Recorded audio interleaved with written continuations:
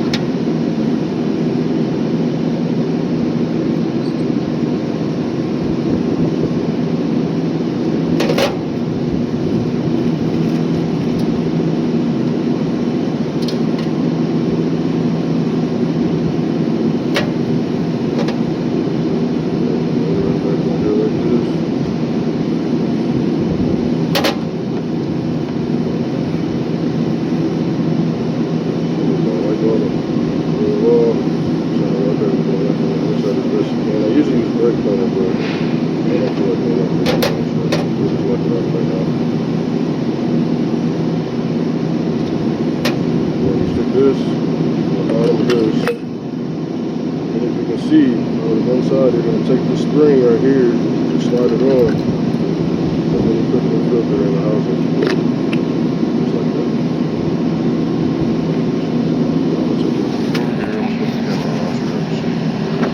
Take that back over here now, and just we're just going to screw this back on.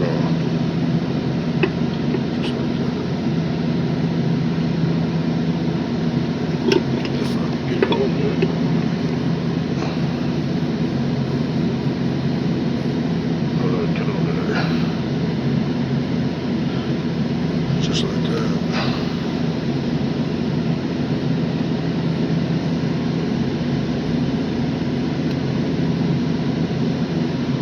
Alright, well I'm gonna spin this on here with two hands and I'll get right back to it. So I tightened up the oil filter housing right here. As y'all can see, I spilled a little oil down there, but it's alright. So now what we're about to do is we're about to drain the oil, this fuel filter housing so you can change this filter. Basically there's a screw right here at the bottom that you drain the fuel filter from the fuel filter housing. I got my fuel draining into a bucket. You can see the air bubble starting to come up from where I'm opening the drain plug.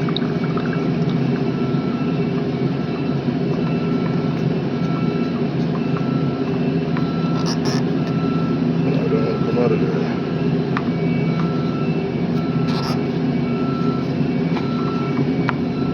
So we had to push that down. Now we're try to catch as much of this fuel coming out as we can. That way we don't spill it on the ground. Then I'm gonna grab my little handy tool right here. My little handy tool right here. That goes on the filter housing. It's a little tight. It's actually really tight, actually.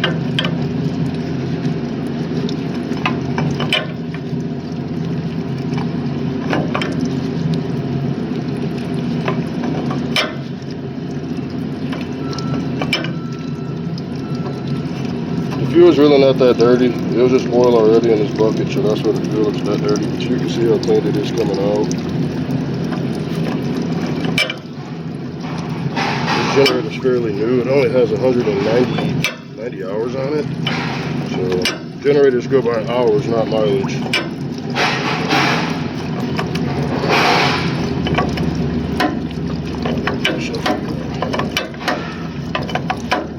So I got it this way I can spin it by hand. Get this out of here. And then we're going to finish letting this drain a little bit, and then I'll take this filter out.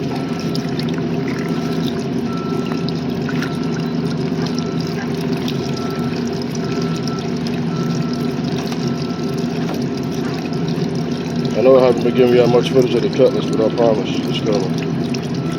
I figured I'd give y'all some more content besides that, so y'all can see what else I do too. See, that filter's actually not that bad. I've seen them a lot worse than that. I mean, it's pretty dirty. I'll show you what the new one looks like here in a second, once I get the fuel filter housing off.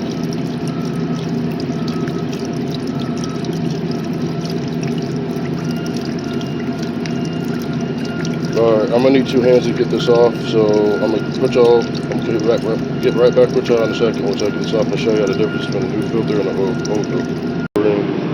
This goes in the bottom of the fuel filter housing, so basically if there's water in here, this will flow because water is denser than fuel, and I'll let you know there's water in here. And then here's the drain plug that goes on the bottom. So flip y'all around right here, prop y'all up. So basically, just take the O-rings from the package.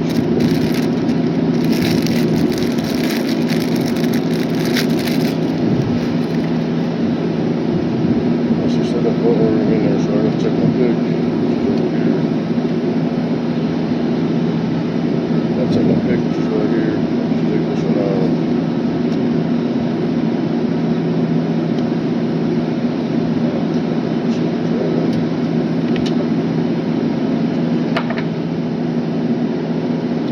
Drop the new one on, and you just put the new filter, the new O-ring, and the filter O-ring. Make sure you put this back in here. Sometimes I forget to put this back in here, then I have to take this over back off again. The new filter fits in there just like that. And then we're going to take this over here. And we're going to try to install it just like this. I'll set the screws on here like this. I don't have it tight yet because I'm going to get the drain screw, which is right here. And we're going to put this back on the bottom just like this.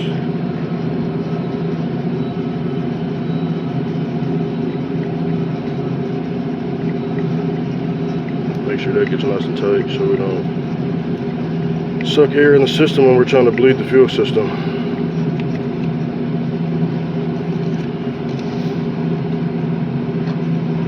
Alright, then I'm going to take my tool here that I got. And I'm just going to screw this back on so it gets nice and tight.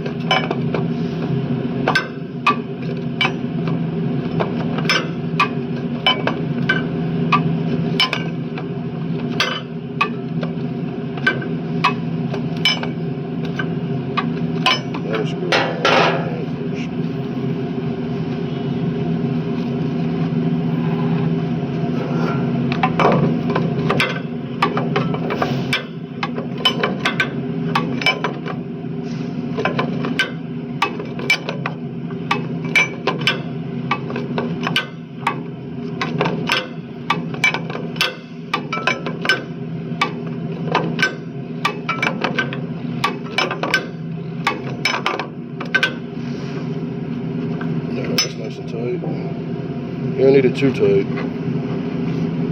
You crack the housing if you get it too tight. And I'm just tightening up this drain. Just get down here. Make sure it's nice and tight. Alright, I have to get my other tool to get this out, so I'll be right back.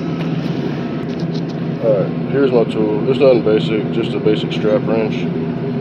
So, you take the strap wrench, you put it on the filter like this, push and pull it tight.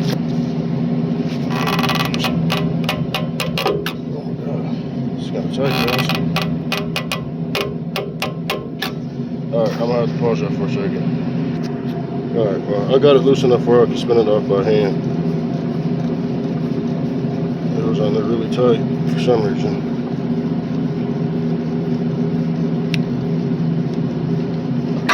Uh-oh. Making a mess, guys. They got it. There we go. And here's the new filter right here. Comes in this box. How to get it out with one hand. Like this. See, this is your filter. And you just put it back on here. Put it up there. And we spin it on like that.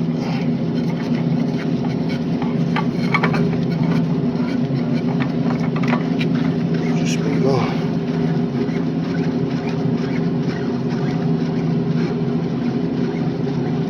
I'll finish setting it up now. But basically that's it, guys. Basically this is the coolant reservoir where the coolant goes. Turbo, you know, basic engine stuff. This is the dipstick. It's screwed onto the cap. Put it right here. Check to pull it up, check the oil, stuff like that. But I'll get at y'all a little later when I get done with this. Y'all be easy.